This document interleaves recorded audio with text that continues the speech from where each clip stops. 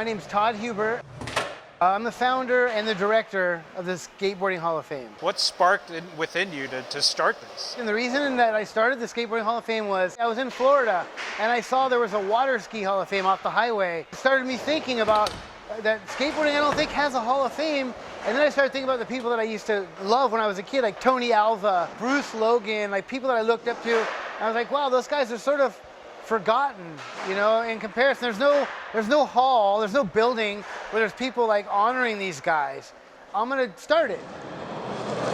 And that was it, just as a way to sort of pay respect to the people I loved growing up that made it possible for me to be a skateboarder and have skateboarding in my life. Why do you think it's important for, you know, the younger generations to know about these pioneers in skateboarding? I sort of did it because of my generation.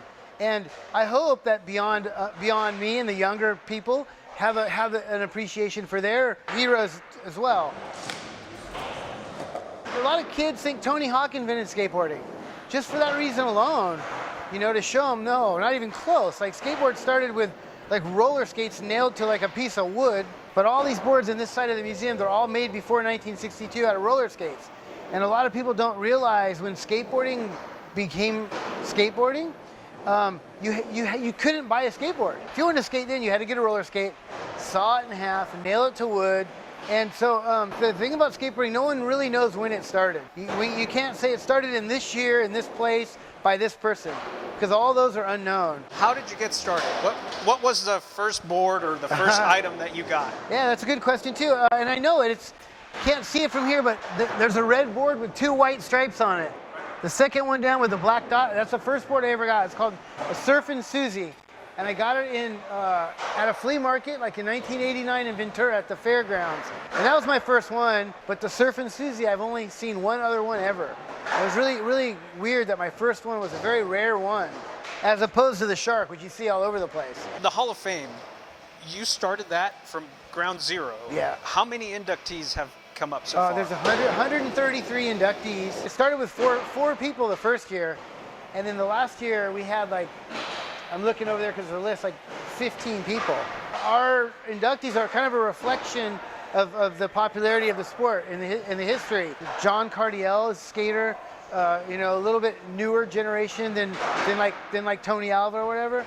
But when he got inducted, like it was probably 2014 or 2015, he was so overcome with like energy.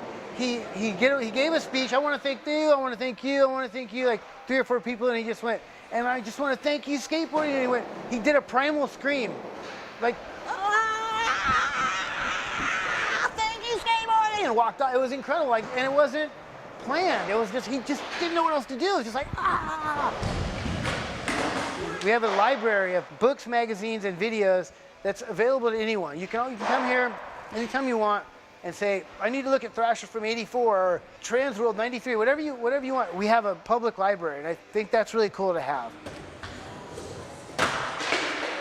In our museum, we have a pencil drawing that someone drew of all the Bones Brigades, each person with kind of their like symbol. Like Mike McGill had a snake, Caballero had like a dragon, but Rodney Mullen was like a crown because he always had the crown. I saw him when he walked up to look at this pencil drawing for the first time, and he was by himself, and I was like 6 years, and he walked up and he stared at it, and then when I walked up to say, hey, how's it going, Rodney?